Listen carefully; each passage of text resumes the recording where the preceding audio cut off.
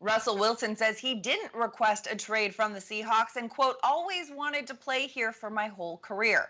I'm Madelyn Burke for Sports Illustrated here with SI's Bill Enright. And Bill, we of course remember Wilson voicing his frustrations after the Seahawks' early exit from the playoffs. He says he didn't request a trade, but he did want to set the record straight of where he would approve a trade if the Seahawks decided to move him.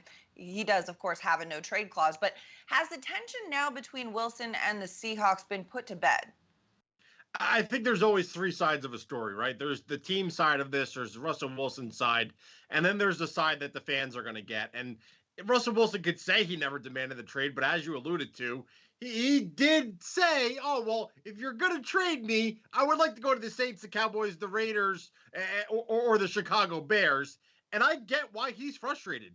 If you go back to 2014, Russell Wilson has been sacked 317 times. That is the most in the NFL since that time frame. But the next closest quarterback is 269 times. I mean, there's a big gap between the amount of Matthew Stafford, who has been sacked the second most time, and Russell Wilson, who's been sacked. That's an incredible number, 317 times since 2014. So if he expresses his frustration, and we're seeing the same thing with Aaron Rodgers now, if Wilson is supposed to be the face of the franchise and he is expressing his frustration, he should have a little bit of input on how the team is organized, on what kind of offense they want to run, because they are paying him a lot of money. And if they want him to succeed and get the best return on their investment, then they should allow him to have a little bit more voice in some of the front office decisions. And I think those are the things that he's been frustrated about.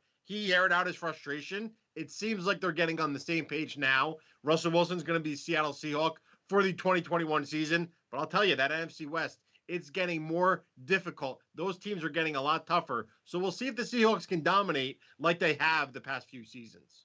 Yeah, it feels like a lot of semantics, right? Saying, okay, I never demanded a trade. I didn't demand it, but I said I'd be okay with it. I'd allow it.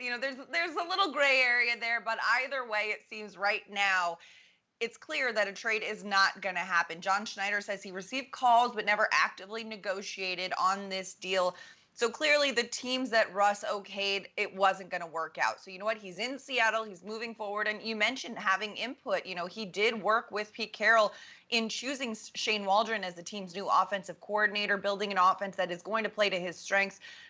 The team obviously listened to his need for help at that offensive line, getting Gabe Jackson, who Seattle acquired for a fifth-round pick from Las Vegas.